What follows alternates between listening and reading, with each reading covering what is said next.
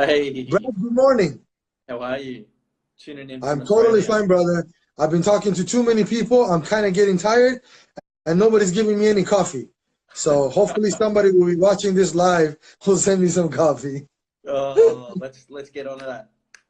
Let's get it. Brad, let's just dive into it, brother. When did you get started with Think and Grow Rich? Think and Grow Rich. I got started with that in 2011. So when I was 19, I first came across Think and Grow Rich. I was told about it from a financial advisor, and he said, if there's anything that you can do, read this one book, and it will change your life. And so I got home that night, and instead of getting the book, I listened to the audio. And 30 minutes in, I started crying because it changed everything for me. Wow. What happened? Tell us about it. I want to know the So, story. yeah. So I got about half an hour in and I'm like, wow, this information is incredible. I haven't come across anything like this. My parents, my teachers, my peers, the professionals that were meant to be knowledgeable had no clue about this information. I kind of felt let down by the world and everyone around me.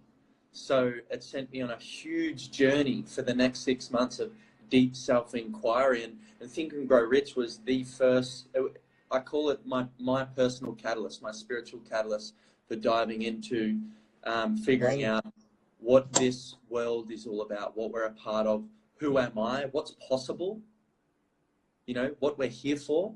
And it just opened everything up for me, man. Wow, that's Absolutely amazing. everything. That's Yeah. touching. Okay, so tell me then, okay, so what were the two things that you think you got out of the book that you didn't know before or impacted you the most? Yep. So the first concept was this idea of infinite intelligence, so that we're not alone, that there's something greater that we're a part of. We're not separate from it, but we're a part of it.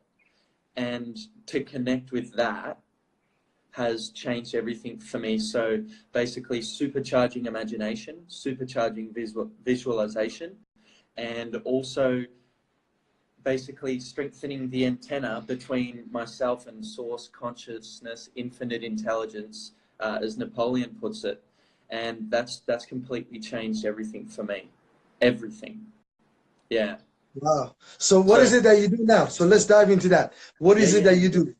Yeah, well, so when I was first exposed to the book, I was working in construction for 6 years, living a double life. And whilst I was doing that, I was diving down the rabbit holes of self-inquiry, following on from Think and Grow Rich. And then I started to realize I was more about people than things and helping people change their lives. I had a knack for really understanding and connecting in with people.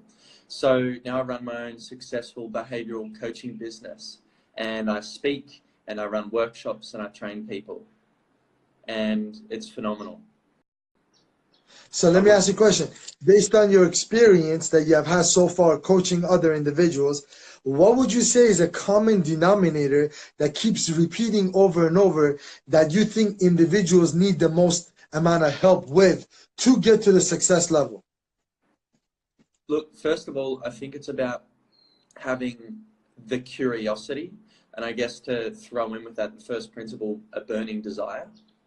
So if you've got a desire to be, do, and have more, even if you don't know how, you will find a way there.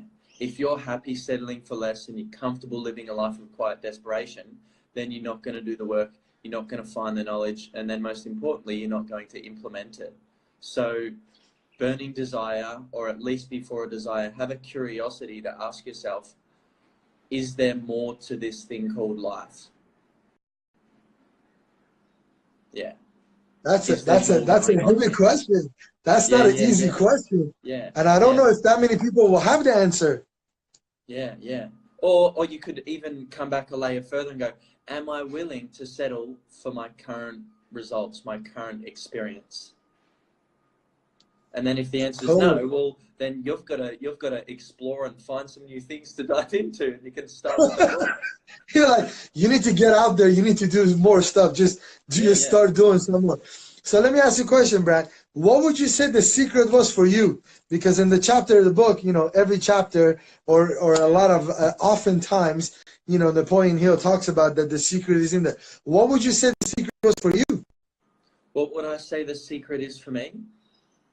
Yes.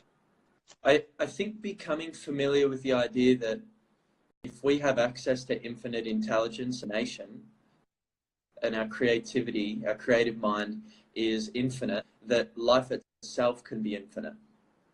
And if life itself is infinite, then we have the ability to do whatever we want, be whoever we want to be, as long as we're willing to put in the work. The secret for me was understanding that life is infinite, and that which seems impossible is only that way because it hasn't been done yet. Everything is infinite. We are living in a playground where we can do absolutely anything if we're willing to put in the work and follow through. And by following through, that means we have to lean in, embrace the uncertainty, say yes, then figure out how, feel the fear and do it anyway. All of that stuff. And then we can take what's, you know, within the infinite, intangible, invisible realms and manifest them into our physical reality. I agree with that 1000%. If only we could teach that to kids, only if we could teach that to people going to high school, you know, when they get out, I think it will cut down their timing of personal development in half, because now they can be doing and make money and earn and learn at the same time while they're becoming successful, because we're all constantly evolving. So I agree with that, mate, 100%. That is 100% true. So now let me ask you a question. Is that part of your curriculum? If they want to do if you are doing their personal coaching, that they got to read the book, it's a mandatory, or you make it optional? Sorry, is it mandatory that they read the book? Is it? Yeah, no, so it's not mandatory, but I've got quite a few resources that I suggest my clients to read, and Napoleon Hill Think and Grow Rich is definitely one of them. And there's a lot of other old greats in there as well, like Ernest Holmes, Jim Rohn, and a few other people. James Allen as well. But yeah, Napoleon Hill, that's where the juice lies, that's for sure. That's where all the magic is. Definitely. I love Jim Rohn. I said in the other video, he passed away many years ago, but just to let you know, Jim Rohn is actually buried about 15 miles from my house. It's the same place that my grandpa is buried. So a lot of people go over there and they take pictures over there, and they send, you know, they thank the man for all the work he's done. And he's about 15 miles away from me, man. Jim Rohn, one of my favorites. I love that guy. He's legit. His knowledge is rubbing off on you still to this day. Exactly. That's how crazy that is. That's how crazy. But listen, Brad, I thank you so much for joining us today. We're not done. We're gonna do a couple of more videos together, and we're gonna be talking about a few mastermind groups that we got that we will definitely want to get your input and potentially be part of it too. But I thank you for being here today. Thank you very much for having me, mate. Take care. You got it, brother. I'll talk to you later. Bye-bye. Bye.